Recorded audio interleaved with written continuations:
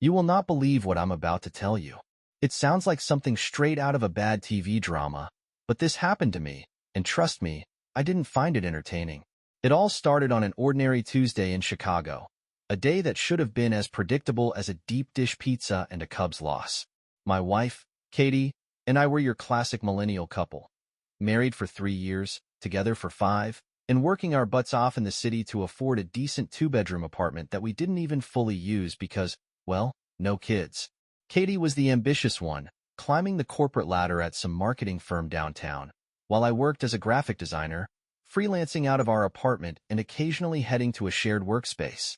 Life was routine, in that comforting but slightly unsettling way routines are.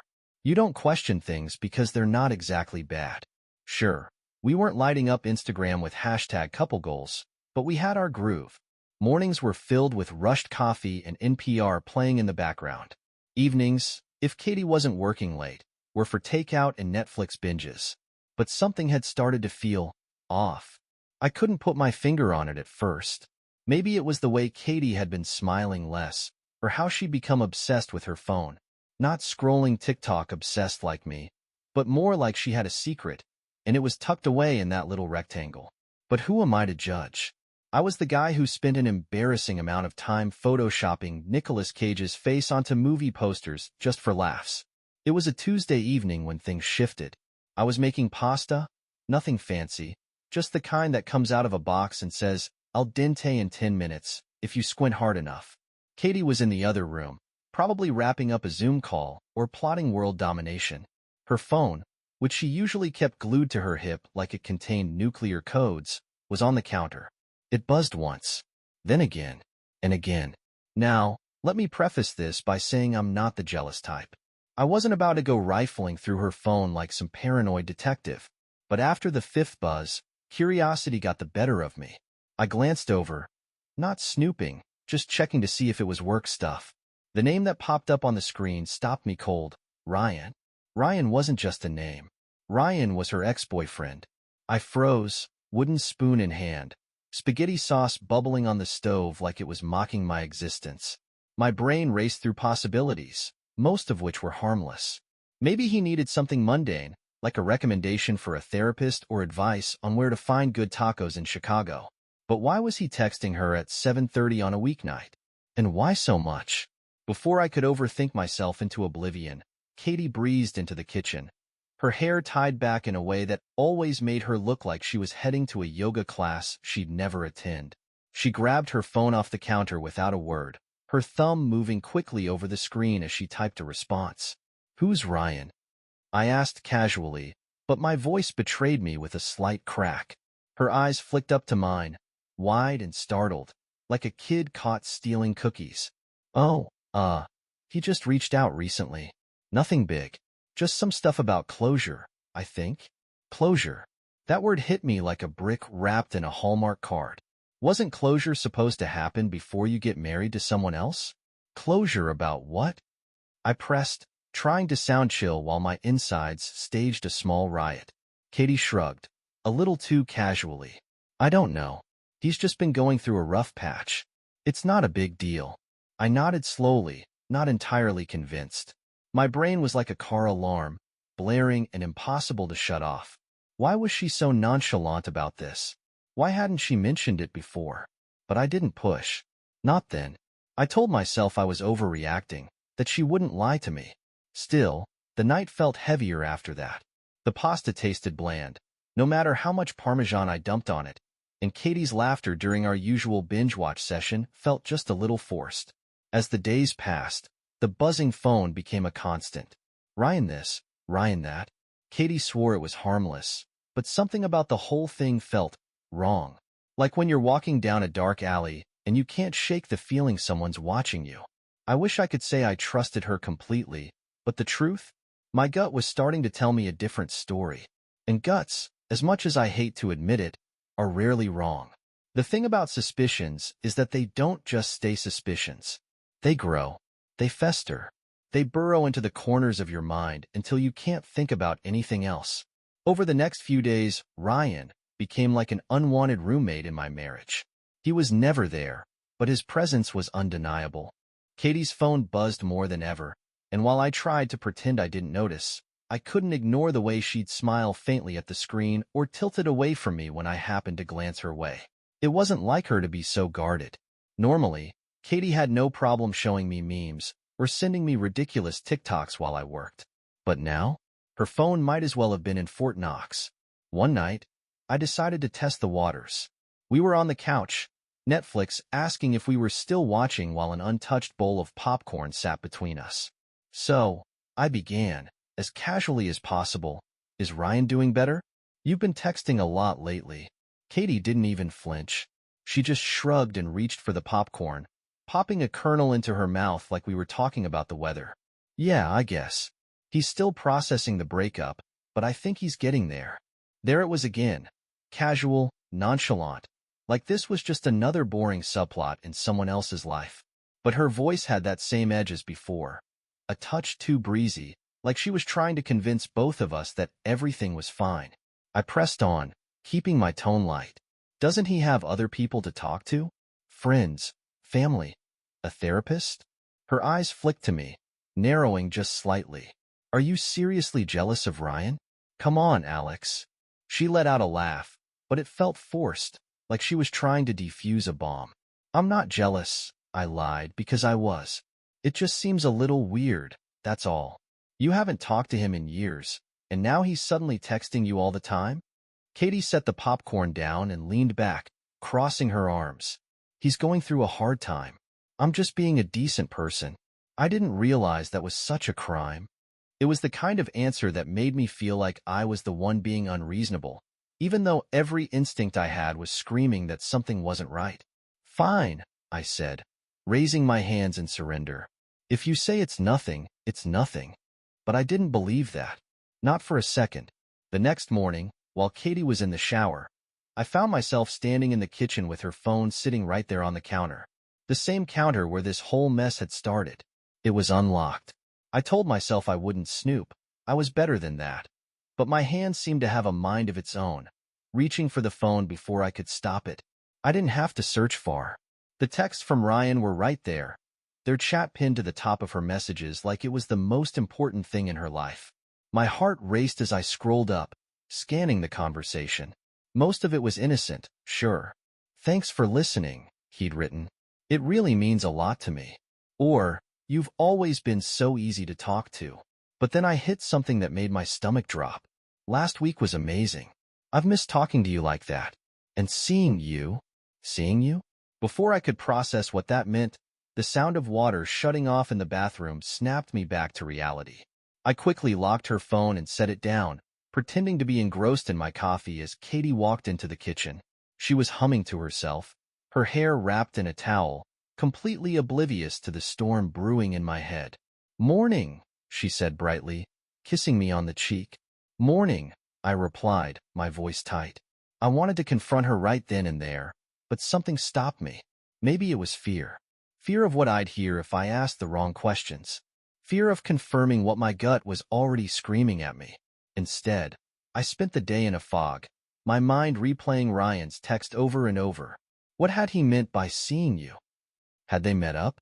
And if they had, why hadn't she told me? That night, Katie was working late. Or at least that's what she said. I was alone in the apartment, pacing like a caged animal.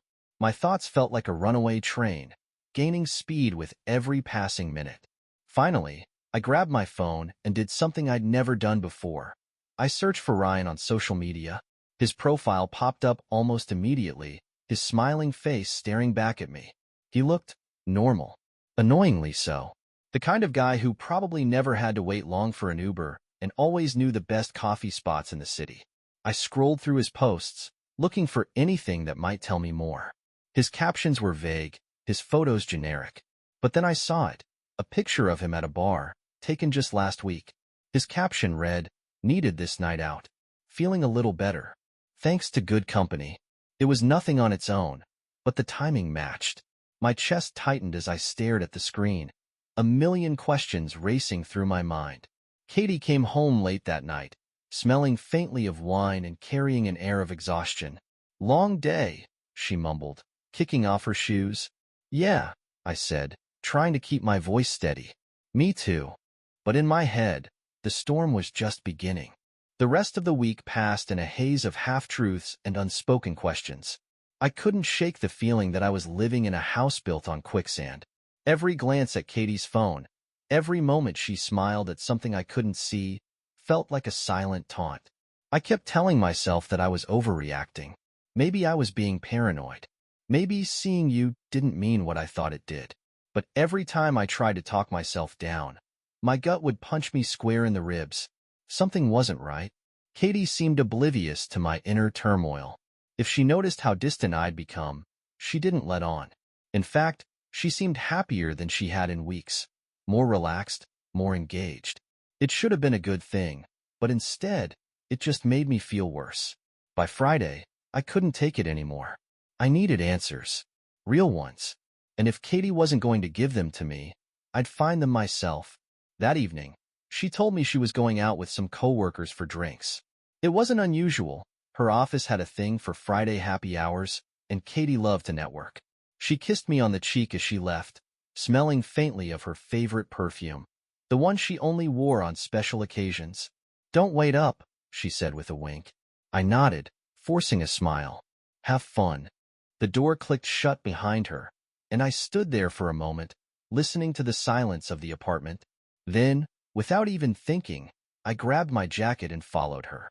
I know how that sounds. Creepy. Stalkerish. But at that point, I didn't care. I wasn't proud of myself, but I needed to know what was really going on. Katie had mentioned the bar where they were meeting, some trendy spot in River North. I got there about 20 minutes after she'd left, parking a block away and walking in with my heart pounding in my chest. The place was packed, a sea of people laughing, drinking, and shouting over the music. I scanned the room, searching for Katie's familiar figure. It didn't take long to find her. She was at a high-top table near the back, laughing with a group of people I didn't recognize. For a moment, I felt a wave of relief. She was with coworkers, just like she'd said. Maybe I really was being paranoid. But then, out of the corner of my eye, I saw him. Ryan. He was standing at the bar, holding 2 drinks and looking directly at Katie. I froze, my heart sinking like a lead weight in my chest. Katie looked up and smiled at him, that warm, easy smile that used to be reserved for me. He walked over to the table and handed her one of the drinks, and she leaned in close to say something I couldn't hear. My hands clenched into fists at my sides. I wanted to march over there, to demand an explanation, but my feet wouldn't move. Instead, I just stood there, blending into the crowd like a ghost, watching as my wife laughed and joked with her ex-boyfriend like they were the only 2 people in the world. They didn't touch. Not in any obvious way, but the way they leaned toward each other, the way their eyes lingered, said more than words ever could. After about an hour, Katie got up and said something to the group before heading toward the exit. Ryan followed her, a little too closely for comfort. I hesitated for a moment, then turned and followed them outside. They didn't notice me as they walked down the street, laughing and talking like old friends. But as they turned a corner, I saw Ryan reach out and touch her arm. It wasn't much, just a small, lingering touch, but it was enough to make my blood boil. I ducked behind a parked car, watching as they stopped outside a small cafe. They stood there for a moment, talking quietly. Then Ryan leaned in closer, his hand brushing against hers. That was it. I couldn't take it anymore. I stepped out from my hiding spot, my heart pounding in my chest. "Katie," I called out, my voice louder than I'd intended. She turned, her eyes widening in shock. "Alex? What are you doing here?" Ryan looked equally stunned, his face pale as he took a step back. "I could ask you the same thing," I said, my voice shaking with a mix of anger and hurt. "What's going on here, Katie?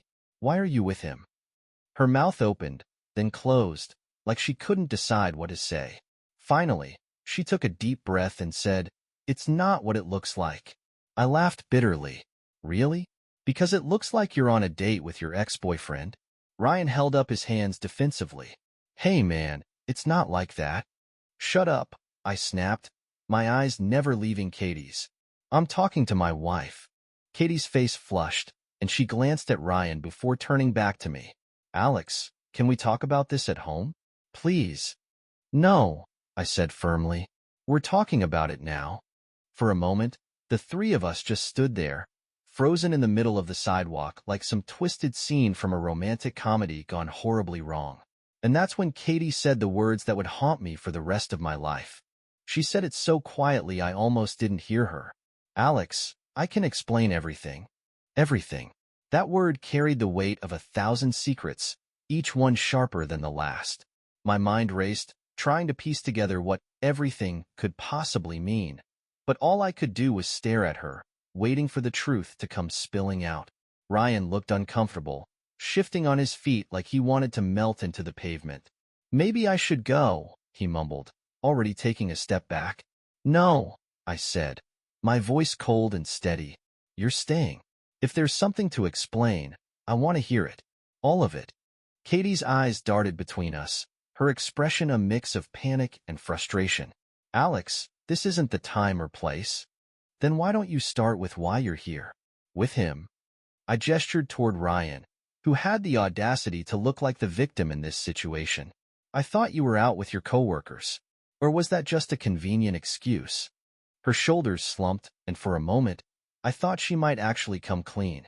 But instead, she shook her head and said, "Can we not do this in the middle of the street? Please." The desperation in her voice was almost enough to make me back down. Almost. But then I remembered all the late nights, the buzzing phone, the way she'd been pulling away from me little by little without ever saying why. No, I said again, my voice rising. We're doing this now, Katie. I'm done pretending like everything's fine when it's not. Her jaw tightened, and for a moment, I thought she was going to snap back. But then she glanced at Ryan, and something in her softened.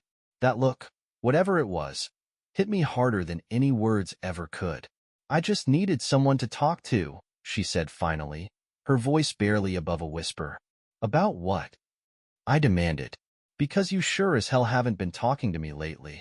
She hesitated, her gaze dropping to the ground. It's complicated. I let out a bitter laugh. Complicated. Right. Isn't that what people always say when they don't want to admit the truth?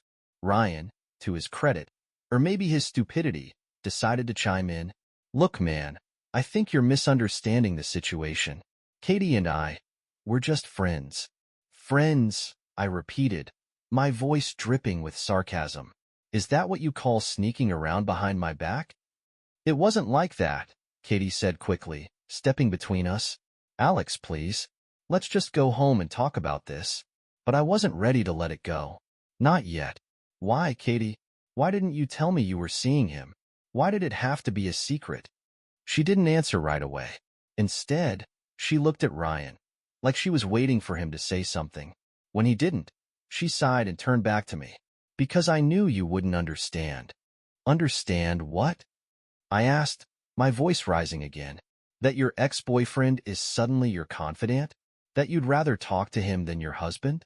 Her face crumpled, and for a brief moment, I saw a flicker of the woman I fell in love with, the woman who used to trust me with everything. I didn't plan for this to happen, she said softly. Plan for what? I pressed, my heart pounding in my chest. Another silence stretched between us, heavy and suffocating. Finally, she looked up at me, her eyes glistening with unshed tears. We met up last week, she admitted. He was going through a rough time, and he asked me to meet him. I didn't think it was a big deal. I felt like the ground had been ripped out from under me. You met him? Yes, but it wasn't. She cut herself off, her gaze flicking to Ryan again. But it wasn't what? I demanded. Go ahead, Katie. Say it. Her lips parted, but no words came out. And that's when I realized the truth. She wasn't going to tell me. Not because she couldn't, but because she didn't want to. Unbelievable, I muttered, stepping back. I can't believe I let you make me feel like the bad guy in all of this. You're not the bad guy, she said quickly, reaching for my arm. I pulled away before she could touch me. Don't. Just don't. Ryan stood there, awkward and useless, like a prop in someone else's tragedy. Alex, I think you should calm down. Shut the hell up, I snapped, rounding on him. You don't get to tell me how to feel. You don't get to say anything, Ryan. He raised his hands defensively, but I was already walking away, the sound of Katie calling my name ringing in my ears. I didn't turn back. I couldn't. When I finally got home, I collapsed onto the couch, my mind spinning in 1,000 directions at once. What the hell had just happened? Katie came home about an hour later. She sat down across from me, her face pale and drawn. For a long time, neither of us said anything. Then she broke the silence. "Alex, I'm sorry." "Sorry for what?" I asked, my voice flat. "For meeting him. For not telling you." "For?" She trailed off, biting her lip. "For what, Katie?" I pressed, my chest tightening. She hesitated, and in that moment, I knew she was holding something back. "It doesn't matter," she said finally.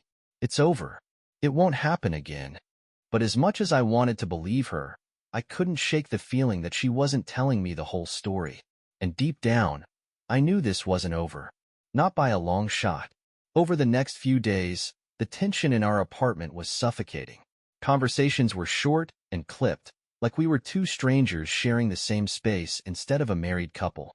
Katie acted like she wanted things to go back to normal, cooking dinner and asking about my work, but I wasn't playing along. I couldn't, because every time I looked at her, all I could see was Ryan's smug face and that damn text. "Last week was amazing. I've missed talking to you like that. And seeing you." The words repeated in my head like a song I couldn't turn off. I tried to push it aside, to focus on work or watch something mindless on TV, but my mind wouldn't let it go. There were too many unanswered questions, too many pieces of the puzzle that didn't fit.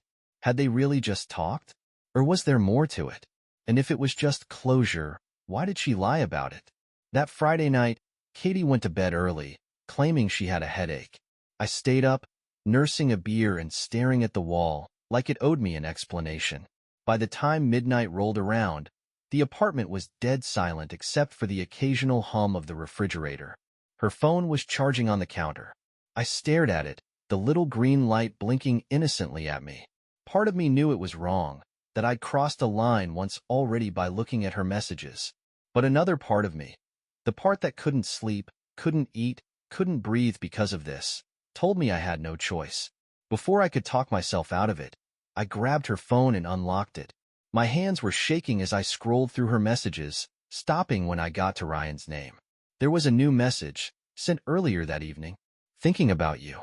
Wish we could talk more, but I get it. I'll wait until you're ready." My blood ran cold. Wait until you're ready? Ready for what? I scrolled back through their messages, reading every word like it was evidence in a trial. Most of it was harmless on the surface, just like before. But the further back I went, the more personal it became. "You're the only one who really understands me. It felt so good to see you again. I miss the way we used to talk, you know? Back when everything was easy." It was clear that this wasn't just a case of catching up with an old friend. This was something more. And then I saw it. A message from Ryan, sent the day after their so-called closure meeting. "I can still taste your lips." I froze, the phone slipping from my hands and landing on the counter with a soft thud. My chest tightened, and for a moment, I thought I might actually throw up. She hadn't just talked to him. She'd kissed him. The room spun as I tried to process what I'd just read. Was this the truth I'd been searching for? Or was it just the tip of the iceberg? I didn't sleep that night. I couldn't. Every time I closed my eyes, I saw Katie and Ryan together, laughing, touching, kissing. My mind filled in the blanks with images I didn't want but couldn't escape. By the time the sun came up, I'd made a decision. I needed to confront her. Not later, not when the time felt right now. Katie was still in bed when I walked into the room. She was lying on her side, her hair a mess and one arm draped over the pillow. She looked peaceful, almost innocent, but I knew better now. "Katie," I said, my voice rough from lack of sleep. She stirred, blinking up at me with a sleepy smile. "Morning." "Get up," I said, my tone sharper than I intended. Her smile faded, replaced by a look of confusion. "What's wrong?"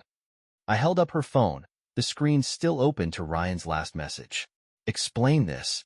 Her face went pale, and for a moment, she looked like a deer caught in headlights. "Alex, Don't," I snapped, cutting her off. "Don't lie to me. Don't try to explain it away. Just tell me the truth, Katie. Did you kiss him? She sat up slowly, pulling the blanket around her like it was a shield. Her eyes filled with tears, but she didn't say a word. Say something, I demanded, my voice breaking. Tell me I'm wrong. Tell me this isn't what it looks like. She took a shaky breath, her hands trembling as she wiped at her eyes. It was just a kiss, she said finally, her voice barely above a whisper. Just a kiss, I repeated, laughing bitterly. Do you even hear yourself? You kissed him, Katie. Your ex-boyfriend. Do you have any idea what that does to me? It didn't mean anything, she said quickly, her voice desperate. I swear, Alex. It was a mistake. I was caught up in the moment, but it didn't mean anything. Didn't mean anything? I shouted. You've been lying to me for weeks, sneaking around with him, and you want me to believe it didn't mean anything?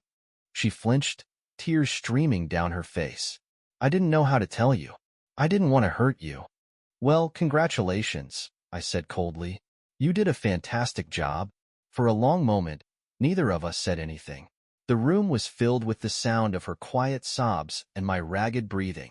Finally, I turned and walked out, slamming the bedroom door behind me.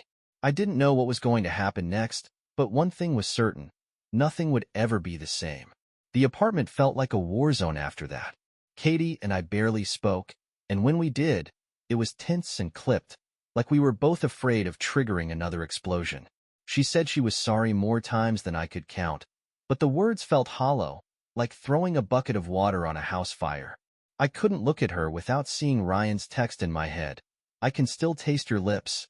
The words were branded on my brain, a constant reminder of her betrayal. I spent most of my time in the living room, avoiding the bedroom like it was radioactive. Katie stayed out of my way for the most part, but I could feel her presence, hovering like a ghost in the corner of my vision. One night, about a week after the confrontation, she finally broke the silence. Alex, she said softly, standing in the doorway of the living room. I didn't look up from my laptop. What? We need to talk. I let out a bitter laugh, closing the laptop with a snap. Oh, now you want to talk? That's funny, because I've been trying to talk to you for weeks, but you were too busy texting your boyfriend to care. She flinched at the word boyfriend, but she didn't back down. I'm serious, Alex. We can't keep living like this. I looked up at her then, my eyes cold and unyielding. Living like what, Katie? In the aftermath of your mistakes? Because, believe me, I'd love to go back to how things were before you decided to wreck everything. Her eyes filled with tears, but she didn't look away. I know I screwed up. I know I hurt you, and I'll never forgive myself for that. But I need you to understand. Understand what? I interrupted, my voice rising. That you kissed him? That you lied to me? That you've been sneaking around behind my back for weeks? What exactly am I supposed to understand, Katie? She took a deep breath, her hands trembling as she clutched the edge of the doorframe. I wasn't trying to hurt you. I felt lost, okay? I felt like we were drifting apart, and when Ryan reached out, it brought back all these feelings I didn't even realize I still had. My chest tightened at her words, but I forced myself to stay calm. So, what? You thought kissing him would fix whatever was wrong between us? It wasn't like that, she said quickly, shaking her head. I wasn't thinking. I was confused, and I made a mistake. But it's over now, Alex. I told him we couldn't talk anymore. I blocked his number. I wanted to believe her. I really did. But the damage was done, and no amount of apologies or explanations could erase what had happened. Do you love him? I asked suddenly, my voice barely above a whisper. Her eyes widened in shock. No. God, no. Alex, I love you. I've always loved you. Funny way of showing it, I muttered, leaning back against the couch. She stepped closer, her voice trembling with emotion. Please, Alex. I know I don't deserve it, but I'm begging you to give me another chance. I'll do whatever it takes to make this right. I stared at her for a long moment, searching her face for some hint of the woman I'd fallen in love with. But all I could see was the betrayal, the lies, the texts. I don't know if I can, I said finally, my voice hollow. I don't know if I'll ever be able to trust you again. Her face crumpled, and she sank onto the armrest of the couch. her shoulders shaking with silent sobs. I wanted to reach out to her, to comfort her, but I couldn't bring myself to move. That night, I slept on the couch again, staring up at the ceiling and wondering if this was how my marriage would end. Not with a bang, but with a slow, agonizing unraveling. The days that followed were a blur of awkward silences and half-hearted attempts at conversation. Katie tried to act normal, cooking dinner and asking about my work, but there was a tension between us that neither of us could ignore. One evening, I came home to find her sitting at the dining table, a stack of papers in front of her. "What's this?" I asked, setting my bag down. She looked up, her eyes red and puffy. "Therapists. I've been looking into couples counseling. I thought, maybe it could help." I stared at the papers, my stomach twisting with a mix of hope and dread. Therapy. It wasn't a bad idea, but it also felt like an admission that our marriage was broken, something I wasn't sure I was ready to face. "I don't know," I said finally, rubbing the back of my neck. "I'll think about it." She nodded, her shoulders slumping in defeat. "Okay." That night, as I lay awake on the couch, I found myself staring at the ceiling again, replaying the events of the past few weeks in my head. Therapy might help, sure, but deep down, I knew that no amount of counseling could fix the fundamental problem: trust. Once it's broken, it's almost impossible to rebuild. And as much as I hated to admit it, part of me wondered if it was even worth trying. A few more weeks passed, and Katie and I fell into a strange, liminal state. We weren't exactly together, but we weren't apart either. It was like we were playing the roles of husband and wife without any of the connection that made those titles mean something. Katie had stopped bringing up therapy, and I didn't ask. The truth was, I wasn't sure I wanted to fix things anymore. I didn't want to be the guy who stayed just because leaving felt too complicated. One evening, I came home to find Katie in the kitchen, a glass of wine in hand. She smiled at me, a faint, hesitant smile that didn't reach her eyes. "Hey," she said softly, "how was your day?" "Fine," I replied, shrugging off my jacket. The awkwardness was unbearable. It was like we were strangers pretending to be polite, dancing around the massive elephant in the room. "Listen," she said, setting her glass down. "I've been thinking, maybe we should take a break, sometime apart, to figure out what we really want." I froze, her words hitting me like a punch to the gut. A break. I'd thought about it, sure, but hearing her say it out loud made it feel real in a way I wasn't ready for. "Is that what you want?" I asked, my voice tight. She hesitated, biting her lip. "I don't know. I don't think we can keep living like this. It's not fair to either of us." I nodded slowly, my chest tightening. "Yeah, you're probably right." We sat in silence for a long time after that, the air between us heavy with unspoken words. That night, I packed a bag and left. I didn't know where I was going or how long I'd be gone, but I couldn't stay in that apartment a second longer. For the first time in years, I was on my own. I found a cheap motel on the edge of the city and checked in, the room small and impersonal, but it was exactly what I needed. In the days that followed, I tried to distract myself with work and long walks through Chicago's bustling streets. But no matter where I went or what I did, I couldn't escape the memories of Katie and the life we'd built together. I kept replaying our last conversation in my head, wondering if I should have fought harder, if I should have tried to salvage what was left of our marriage. But every time I thought about her and Ryan, about the lies and the betrayal, my resolve hardened. One night, I found myself sitting in a quiet bar, nursing a whiskey and staring at my phone. Katie hadn't called or texted since I'd left, and part of me wondered if she even cared. "Rough day?" the bartender asked, breaking me out of my thoughts. "Rough year," I replied with a bitter laugh. He nodded knowingly. "You're not the first guy to sit on that stool with that look on his face. Want to talk about it?" I shook my head, taking another sip of my drink. "Not really." But as I sat there, the words started to spill out anyway. I told him about Katie, about Ryan, about everything that had happened. He listened without interrupting, nodding every now and then as I poured my heart out to a complete stranger. When I finally finished, he leaned on the counter, his expression thoughtful. "You know," he said, "sometimes people don't come back from something like this. And that's okay. Not everything is meant to be fixed. His words stuck with me as I walked back to the motel that night. Maybe he was right. Maybe Katie and I weren't meant to come back from this. The next morning, I woke up to a text from Katie. "I'm sorry for everything. I hope you're okay." I stared at the message for a long time, my chest aching with a mix of anger, sadness, and something else I couldn't quite name.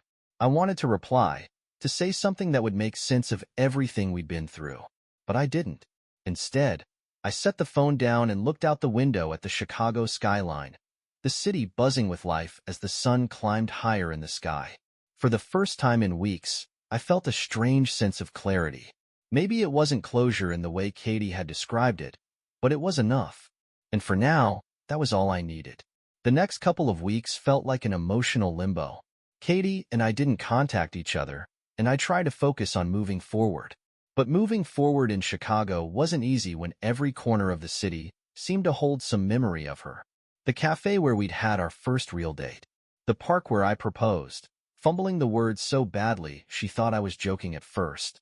Even the train station, where we'd always laugh at the tourists who couldn't figure out the turnstiles. It all felt like a slideshow of the life we'd shared, now permanently out of reach. I threw myself into work, taking on as many freelance gigs as I could handle. It wasn't so much about the money as it was about keeping my mind busy. When I wasn't working, I wandered the city, getting lost in the crowds and the noise. One night, about a month after I'd left, I found myself back at the same bar where I'd spilled my guts to the bartender. This time, I wasn't there to talk. I just wanted to sit with my thoughts and let the buzz of other people's conversations drown out the silence in my head. That's when my phone buzzed. It was Katie. I stared at her name on the screen, my thumb hovering over the button. For a moment, I considered ignoring it, but curiosity, or maybe some leftover sense of obligation, got the better of me. "Hello?" I said, my voice more uncertain than I'd expected. "Hi," she replied, her voice soft and hesitant. "I wasn't sure if you'd pick up." "Yeah, well, here I am." There was a long pause on the other end, the kind of silence that feels heavier than words. I wanted to check on you," she said finally. "See how you're doing." I let out a bitter laugh, shaking my head. "How I'm doing? Katie, you don't need to pretend to care." "That's not fair," she said, her tone sharper now. "I do care, Alex. I care a lot." "Funny way of showing it," I muttered, the bitterness creeping back into my voice. She sighed, and I could hear the frustration in her breath. "I know I messed up, okay? I know I hurt you, and I hate myself for it. But you don't have to keep punishing me." "I'm not punishing you," I said, my voice low and even. "I'm just trying to figure out how to move on from all of this." Another silence. This one felt different, though, like we were standing on opposite sides of a canyon, shouting into the void. "I miss you," she said quietly. The words hit me like a punch to the gut.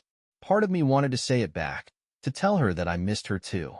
But the truth was, I didn't know if I did, or if I just missed the version of us that existed before Ryan and all the lies. "I don't know what you want me to say," I said finally. "I don't know either," she admitted. I hate how things ended between us." "They ended because of you," I said bluntly. "Because you made choices that I couldn't live with. I didn't want this, Katie, but you left me no choice." Her voice cracked when she spoke again. "Do you think we could ever fix it? Start over?" I closed my eyes, letting the weight of her question sink in.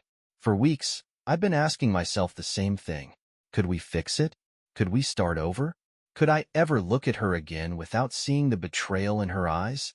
"No," I said finally, my voice firm. "I don't think we can." There was a sharp intake of breath on the other end, and for a moment, I thought she might argue. But then she just whispered, "Okay. Take care of yourself, Katie," I said, and then I hung up. The next morning, I packed up my things and left the motel. I didn't know where I was going yet, but for the first time in weeks, I felt like I was ready to move forward. As I walked out into the crisp Chicago air, the city felt different. It wasn't the backdrop of my pain anymore. It was just Chicago, a place to start over. Katie and I had shared a life, and for a while, it had been good. But some things aren't meant to last, no matter how much you want them to. And now, Now it was time to figure out who I was without her.